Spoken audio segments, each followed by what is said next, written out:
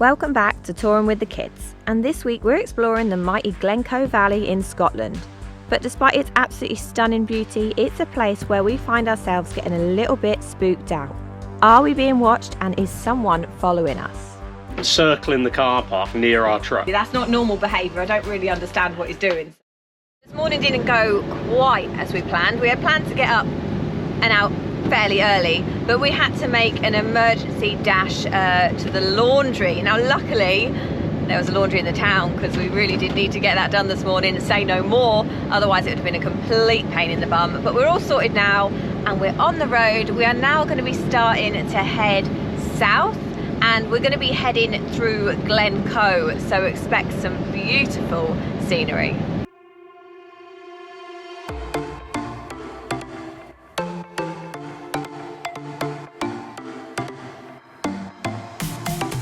Bit of van life reality before we actually go to see the beautiful scenery is that we need to top up our LPG. We're running pretty much on empty, aren't we? It's like got one. We've got a little bit left actually. On bar one or something? Yeah, we've got about 10% of the tank. Yeah. So we're going to go and fill up. We've found a filling station and I think we're 20 minutes away. No, we're about 5 minutes away. I'm trying to read the sat nav and it's quite far away, so bear with me. We're about 5 minutes. So with LPG, you just need to take your opportunity just to fill up. When you're in Europe, or the rest of your mainland Europe, it's not too bad. You'll find LPG pretty much everywhere. But over here, big lorry going past me. Over here, it's a bit more fewer and far between. We never really struggle. No. It's just you have to plan it. So we've got a pinpoint. Yeah, in a couple of miles, hopefully we can get some LPG there, all decent.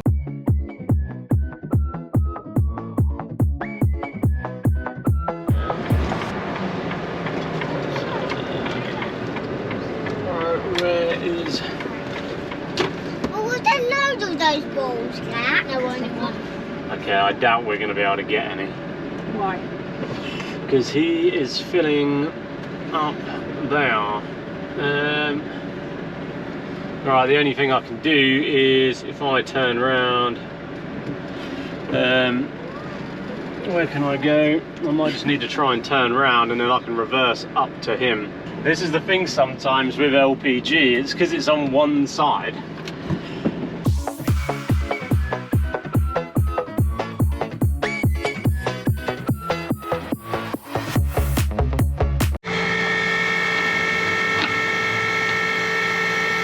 Good and hood. Nicely filled up with plenty of gas to keep us all toasty warm, we continued on our journey towards Glencoe, deciding that we might as well stop off at the Glencoe Visitor Centre. Right, that's all us parked up, but have a little look at this coach here. It's not that much difference in size to our lorry. I'm getting itchy feet again. Kira's trying to... Honestly, do not encourage him. Whatever you say, don't encourage him. Yeah, I'm thinking about the next build now, and I'm not confirming that there is a next build, but I look at all these different vehicles and I look at the lorry, and the lorry is fantastic and it meets our needs 100%, but you also have to look and go, well, everything can be improved. So is a coach, a midi coach, the next project? Let me know. I'm also interested if there is any channels out there that have a midi coach. I'm not interested in a full-size coach, but a midi coach, yeah, potentially interested. We're going right to the top. Where was? The mountain. No! That was a lie. We weren't really going to the top of the mountain. We were trying to follow a 1-mile trail to some old ruins, but came across this instead. A turf house that has been built to give you a feel for how the people of Glencoe lived at the time of the infamous massacre of 1692, where 38 men, women and children were killed by government soldiers. So we're here at the visitor centre. We're going to drive through, stop here to look at the Three Sisters, which are these sort of fingers that come out, and then we're going to come round, or maybe that's the Three Sisters, maybe, I don't know. And then we're going to come round and we're going to stay here tonight. Around here, look. Around here. So like there? Yeah, where that star is. That's nice, isn't it? Draw a picture of yourself or your family climbing up one of the mountains. Oh, lovely. Is that your hair, Jack? Yep. You know, your head doesn't really look like that anymore. I'm only with long hair. No.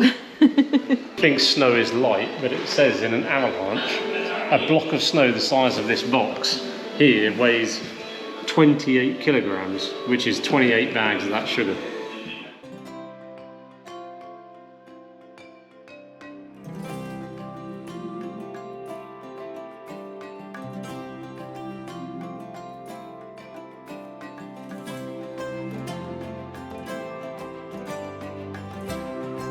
Can you guys all see out there? Yep. Yeah. Yeah, so this is the Three Sisters. You might not be able to see. Do you want to jump out? Yeah. Yeah, quickly jump out, look. Or jump into my seat. Yeah, jump into Daddy's seat and he can show you everything all. This is like proper, this is like big wow stuff, this is. Look. You sit on Daddy's seat, Ted. Even with weather like this, Glencoe just oozes what the Scottish Highlands is actually about. Absolutely majestic. How absolutely beautiful is that? It is a bit drizzly. I've actually left the engine running whilst I come out here and see if I can get some snaps and some beautiful shots, but how incredibly beautiful is this? Just wow.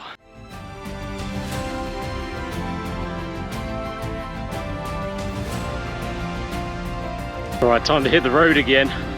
We've only actually got another about 10 miles to go up the road, but I'm getting a little bit worried because there are a lot of camper vans currently out on these roads. There is motorhomes everywhere.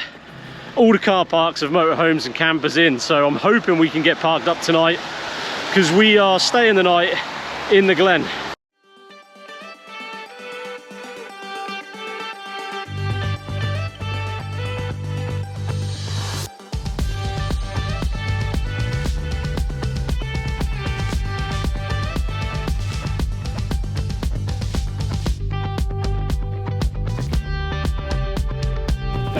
It seems very busy. Oh my gosh. Is that actually that busy? Yeah, that looks it like just a sea of white motorhomes. Just what we want.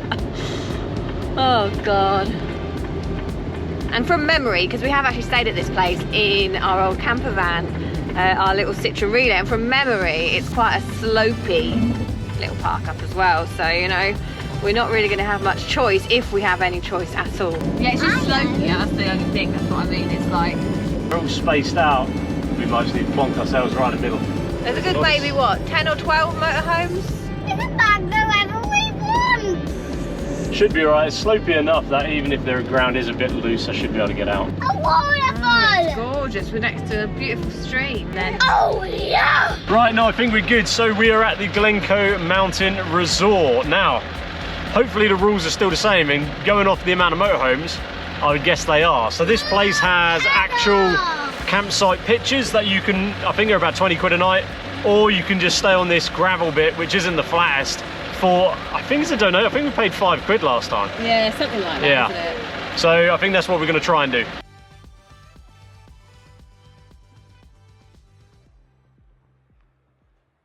Beautiful little spot, isn't it? It's a corker of a place.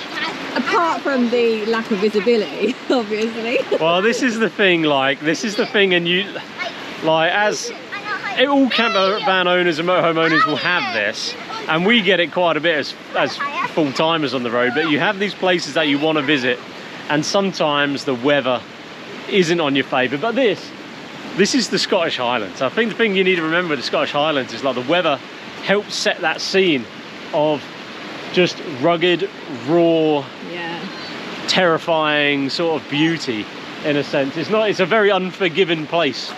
Do you have waste disposal on that or not? Yep. That costs £5. Brilliant. Thank you ever so much. Thank you. So there we go, £5. You see that little slot there? Yeah. We just stick it in there. Have a move. Take it, Teddy. Let's see them people go. Right, so we just spoke to one of the staff here. Very, very happy and helpful.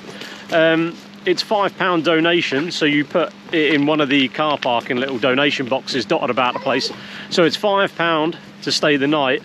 The toilets, showers are open 24/7. Showers, I think she said, was £1 for 5 minutes, so that's really good. And then on top of all of that, if you want to use the services, that's an additional £5. You get the key from the CAF, so we might do that tomorrow, might not, we'll see how we get on. Right, what are you cooking for dinner then? What are we doing? I have no idea. We don't know? That's a terrible question, yeah, because I haven't even thought about it. We've got like... I was hoping to share with everyone some nice elegant meal that we're going to be cooking up, but... No, we've got the kettle on, we're going to have a cup of tea and a hot chocolate, because I've gone off coffee lately, so... Hot for me! Now the kids are now going to all order hot chocolate, because I am, but I don't know what's for dinner. We're going to have to like look in the cupboard. We're just going to see. Right, so we're just going to see that, but it is very mild, so we're going to have a cup of tea, but look. We've got our door open. Beautiful views. Cheese puffs! Yeah, cheese puffs, brother. View. That's a beautiful view. Yeah, so it's middle of winter and we are in the Highlands of Scotland, Glencoe, kettle on, door open, and it is not cold. Well, you might be cold. Yeah, give it 10 minutes and I'll be saying to Rick, can Kiri, we shut the door, please? I could take her to bloomin' Barbados and she'd be like, it's a bit chilly. Need a cardigan.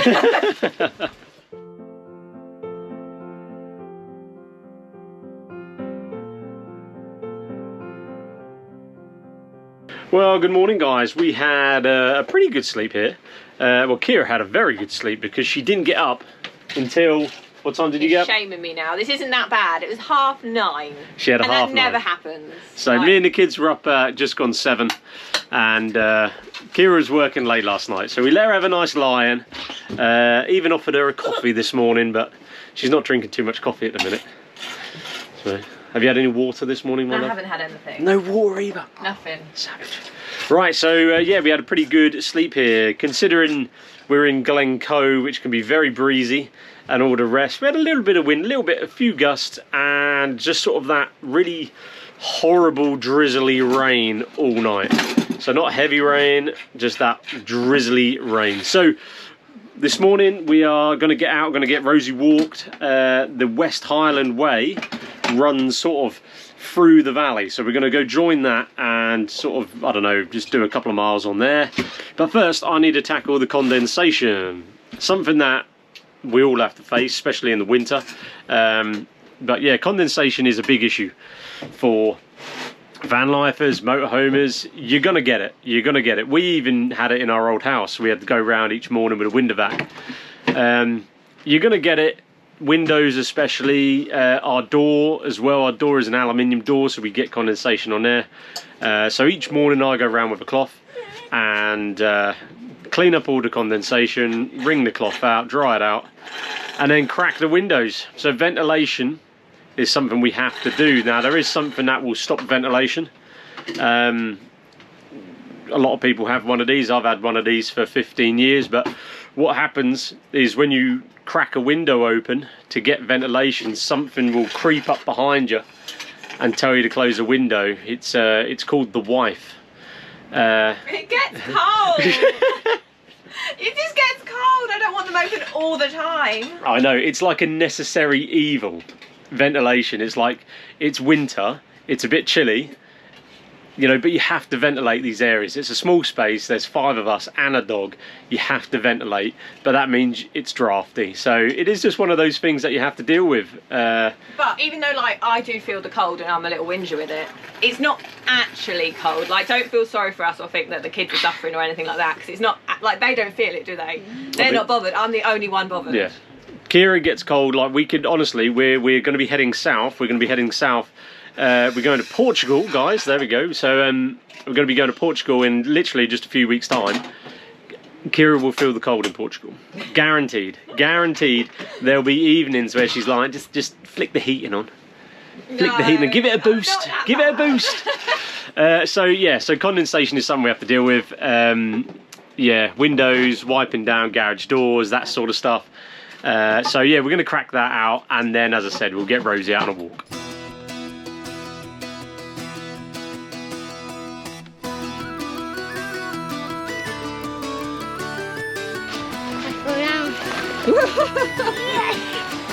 Yeah. What is absolutely amazing actually about this park up is it's literally on the doorstep to the West Highland Way, which is what we're currently on now, a long distance walk through the Highlands. Now, one of the benefits of this... Go help Teddy! Is Teddy stuck? Yeah. Oh, I've got a man down. Teddy is stuck. Piper to the rescue. But one of the actual great things about this little walking route is that even though this is still Glencoe, the Three Sisters and sort of the real dramatic scenery is just behind us there. That's where all the crowds are. That's where all the people are. All the lay-bys are absolutely stuffed. That's where all the people are. This area here is still absolutely beautiful and signature Scotland, but there's no one else here. And for us, we like that. We like to get out and about. We like to, I don't know, by ourselves. Yeah, sort of by ourselves. We don't dislike people, but when you're getting out in nature and exploring, oh, Roger, you dislike people. What sort of kids are we raising? But except for me. When you get out in these environments, we always sort of, I like it just when you're alone and it feels a little bit like wilderness. That's what I like. But this is stunning. We're actually just coming up to a bridge here. And so the question I've got, if I just come off the track a little bit. Lovely old bridge. So, does this mean, and someone that knows a bit of history or maybe local to the area might be able to tell me, does this mean that the West Highland Way near the Glencoe mountain resort, is this the old road? Is this the old Roman road or whatever road it would be? Let me know in the comments, because that'd be really interesting. I would presume it would be, looking at this bridge.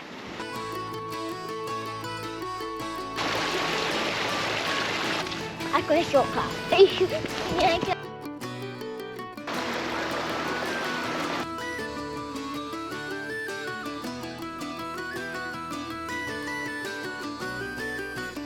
We've walked probably a mile and a half, something like that. But I think it's time we make tracks back to the truck. Maybe grab a bite of lunch quickly, depending on the time, and then we need to make tracks. We're going to be staying on the A82, which actually took us all from Fort Augustus, Fort William to Glencoe, and that'll actually take us all the way to tonight's stop, which hopefully is on Loch Lomond. But this is amazing. If you haven't done Glencoe, it is a must. It's absolutely stunning. Even like this. Yeah, it's just looking really miserable that way now going back. So this way looked all right, and now going back you can't see much, so no, we're gonna get wet. Yeah, so the wind and rain has been pushing us along. We're now going to be walking back, as Kira says, right into it, and the clouds certainly have come in. Well, we've just got in making a little bite of lunch, but when we left there was an Audi, a white Audi, that was like circling the car park near our truck. And then just before we left, it parked in front of us, facing towards us, like directly facing us, with its lights on, and just sat there. And there's no reason why you would park in that manner, like facing us, because the car park isn't laid out as such. You'd be more sort of facing diagonal, looking down the valley or something. And then when we came back, there was nothing. And then literally as soon as we got in, it came back again. And it's sitting out there. You won't be able to see it, the boys are looking out. But there's a car literally just sat there facing directly at us. It's weird, isn't it? It is.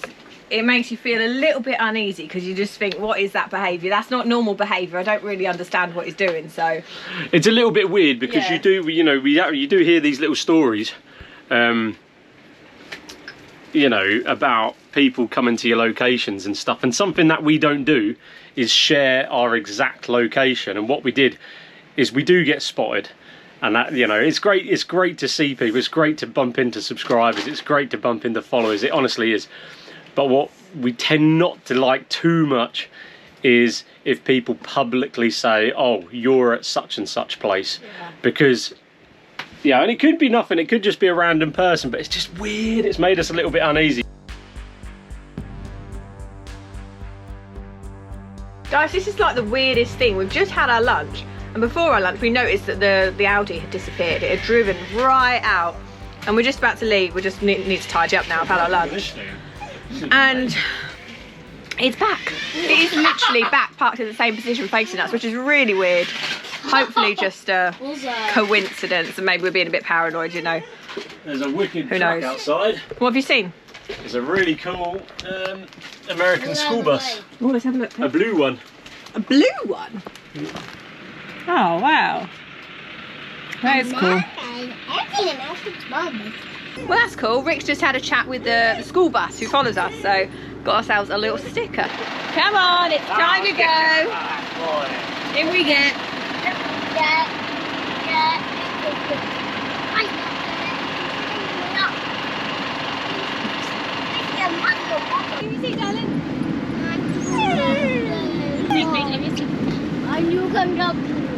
Right, so we're about to hit the road again, and we are pleased to report that we don't have a stalker.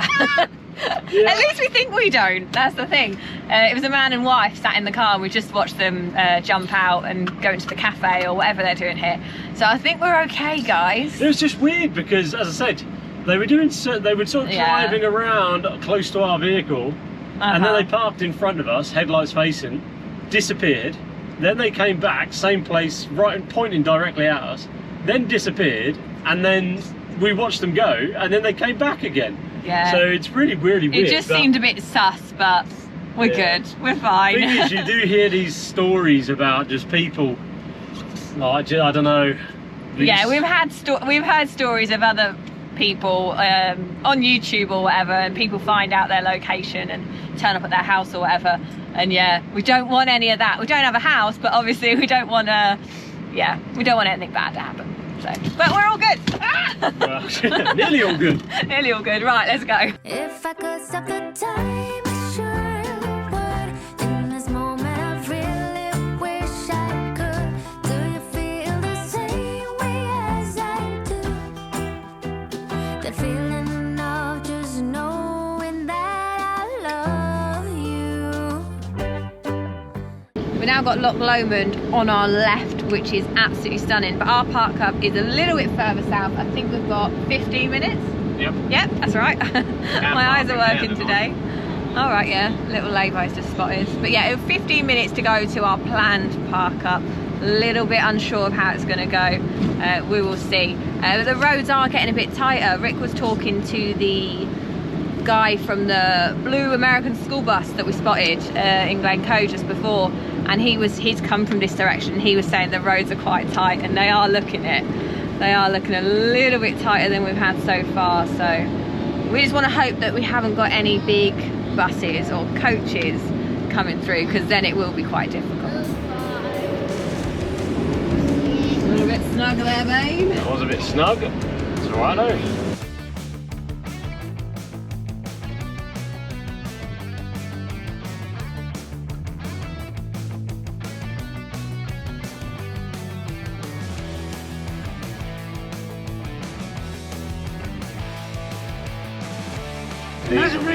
Bay. That's the service bay there. Yeah, bay 2 bays. Yeah, bay 1, bay 2. Oh, that's. Lovely. And I've got us a reservation over at the Tarbet Hotel tonight, babe. I wish you did. Right, now what we need to do is get on the old app and pay for our parking, because the problem with these places is that you have to pay for your parking. And if someone else, what happens is you can reserve your space. I don't know if it's the same here as it is with the others. And then what happens is people like us turn up without a reservation, take the spot. So it's what I've heard anyway on the apps. We sorted it. Parking and the payment system was a bit clunky, but I'll let Rick explain all that to you. We're just going to get up on the wedges now because we're a little bit wonky donkey, and then we'll be all good. I'm not sure these are going to grip. These might just push forwards. I don't want to go all the way up. Okay. That looks good. We don't need to go all the way up, I don't think. It was just slightly off, so that should get us sleeping nice and flat tonight. Okay guys, we've just parked up got ourselves in a bay. Now this place has actually been refurbed. They've had a big improvement going on site, and I'm pleased to say they've actually installed 2 motorhome bays. So we're in bay 1,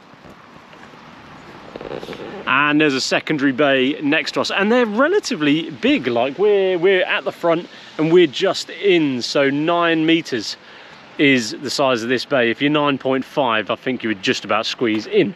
They have even got a service bay. Lovely service bay with toilet disposal, yeah, whatever that's for, and your water refill. However, they made a fatal error with the water refill. I've already checked, and they've put the tap on without a thread, which is a really schoolboy error. They should put a thread on that so you can attach your hose and fill up. But we have a watering can, so we can fill up with a little bit of water, which is brilliant. But look at that. This is what places should be doing, so hats off to Loch Lomond and the Trossachs National Park Authority. So on costs, it's a bit of a clunky system, as Kira has already said. So between, I think it's March and September, you have to buy a parking permit online. Between October and February, you need to pay at the machines on site, and to do that it's £4 all day parking plus £7 overnight, which you can only buy after 7 PM. So it does say on these little information bits here, if I come round, so yeah, 10 AM till 7 PM is daytime, 7 PM till 10 AM is nighttime. So it's 2 tickets. So I've got a ticket up to 9 o'clock. Once 7 o'clock comes, I'll go down on the machine and we'll see if I can purchase an overnight ticket. So £4 and £7, £11, you get overnight and services, which to be fair, I don't think is too bad. All right guys, so we've parked up, as I've said. Time for a bit of security. Even though we are staying in, we're not really gonna go out. I'll take the dog out later. We always stick the steering lock on, just as a visual deterrence. We call it the Minion because it's yellow. But yeah, that's what we do. So now I'm just going to lock up, turn the gas on, and jump in the back for a nice cup of tea. I've told Rick that he ain't getting his cup of tea just yet. Sorry, babe. I know, dreadful. Because it's almost dark and I want to go out and see the loch. So we're going to go out before nightfall. You can sling your Ripken. No. And I'll have a nice cup of tea in peace. I don't want to go by myself. So we're going to go out and have a look at the loch. You can't come here and then just sit in the van. Absolutely right. You have to go and look around, eh? And we've got plenty of time to have a cup of tea afterwards. It's a deal. I'll make you one. Well, I should hope so.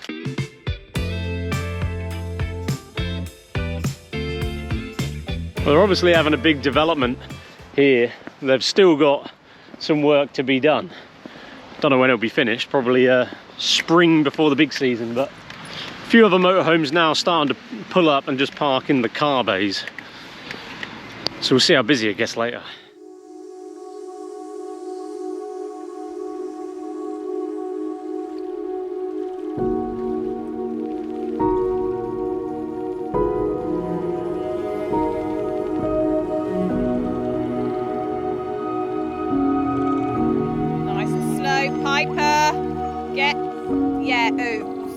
Said to the kids, you know what's going to happen if you keep walking right into the water that deep in your wellies?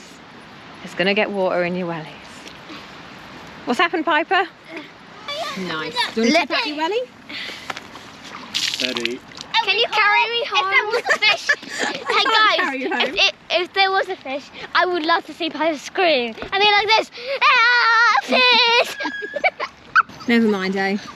Can I walk like this back home? No, get your wellies back on. No! The price you've got to pay. No, I don't think the walk really goes much further than this anyway. I think it's sort of just a little bit of a dead end. Boys are loving it, but Jack, no, come on. I don't want any more wet wellies. Honestly, wet things in the lorry, that is one thing that is like really difficult about UK winter van life, is that when things get wet, it's really difficult to dry them out. Like at the moment we've got all our waterproof trousers and that, hats as well from this morning, just hanging in the bathroom, and then everything gets cluttered as well, and I can't stand the clutter. So you've just got everything out trying to dry at the minute, but it takes forever. So now we've obviously got Piper's wellies. I'm pretty sure Jack's wellies are going to be wet as well. Maybe not quite so much, but her wellies are going to be pretty sodden. So I don't know, I'm probably going to bung them in front, not right in front, but close to the heater tonight, just to get them dry. Stuff some tissue down and some newspaper. Just do our best, which is all we can do really, and it's all we do to try and get things dry.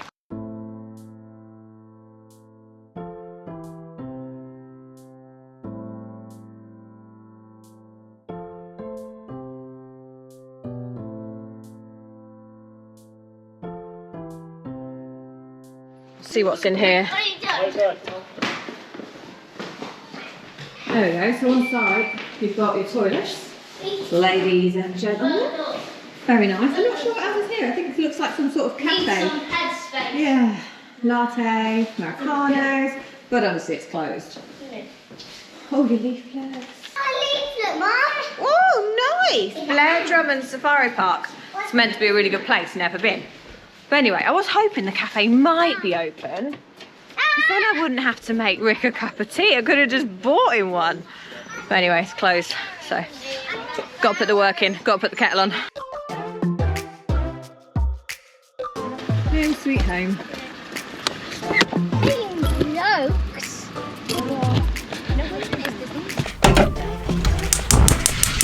There you go, King Richard. Oh, lovely. Nice cup of tea. Oh, beautiful. Thank you, lovely. Got some biscuits.